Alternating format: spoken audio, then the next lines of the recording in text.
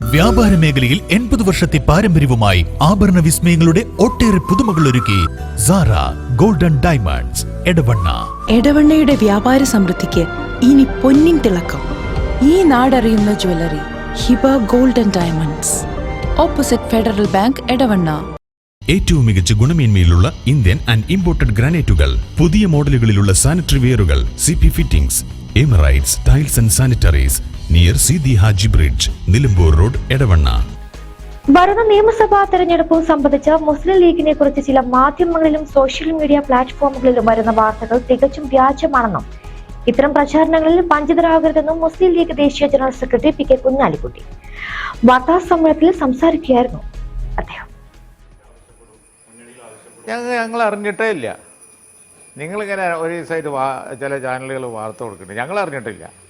ലീഗിൻ്റെ കാര്യമൊക്കെ ഞങ്ങൾ അറിയുന്നതിന് മുമ്പ് ചില ചാനലുകൾ അറിയുന്നതും അവർ ചർച്ചയ്ക്ക് കൊടുക്കുന്നതും ഒക്കെ എങ്ങനെയാണെന്ന് ഞങ്ങൾക്ക് മനസ്സിലായില്ല. ഞങ്ങൾ അറിഞ്ഞിട്ടില്ല. അല്ല, വലിയ ചർച്ച ആക്കുന്നുണ്ട്, അത് എങ്ങനെയാണെന്ന് അറിയില്ല. എവിടുന്നാണ് ഇവർക്കൊക്കെ ഭയങ്കര ശക്തിയാണ്. അതെ, മറഞ്ഞ കാര്യങ്ങൾ പറയാൻ ഭയങ്കരമായ 3 ടേം കൊടുത്തുകൊണ്ടിരിക്കണു. അതേപോലെ തന്നെ 4 സീറ്റ് കൊടുത്തുകൊണ്ടിരിക്കണു. ചർച്ചകൾ ഇങ്ങനെ പൊടിക്കല്ലേ. പക്ഷേ ചെറിയൊരു പ്രശ്നം ഞങ്ങൾ അറിഞ്ഞിട്ടില്ല.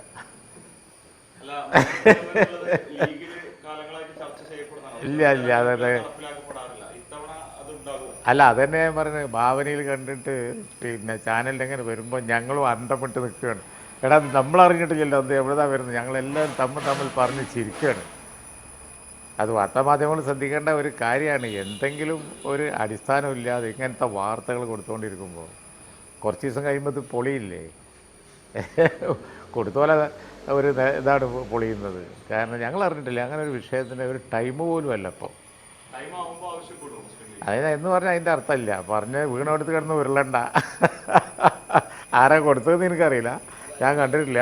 പക്ഷേ ചോദ്യം മാധ്യമങ്ങളുടെ ഇടയിൽ നിന്ന് വന്നുകൊണ്ട് ചോദിക്കുകയാണ്, വീണെടുത്ത് കിടന്ന് ഉരുളണ്ട. ഞങ്ങൾ അറിഞ്ഞിട്ടില്ല. ഈ ടേം സംബന്ധിച്ചും കൂടുതൽ സീറ്റ് ചോദിക്കുന്നത് സംബന്ധിച്ചും മറ്റ് സ്ഥാനാർത്ഥികളെ സംബന്ധിച്ചൊന്നും ഇതുവരെ പാർട്ടി ചർച്ച ചെയ്തിട്ടില്ല. ആ ചർച്ചയിലേക്ക് കടന്നിട്ടില്ല. സാധാരണ പോലെ തന്നെ സമയം വരുമ്പോൾ മുസ്ലിം ലീഗ് കൃത്യമായി തീരുമാനം എടുക്കുമ്പോൾ നിങ്ങൾ ആദ്യം അറിയിക്കാം. ഇതുവരെ വന്ന വാർത്തകളുമായി പാർട്ടിക്ക് യാതൊരു ബന്ധവുമില്ല.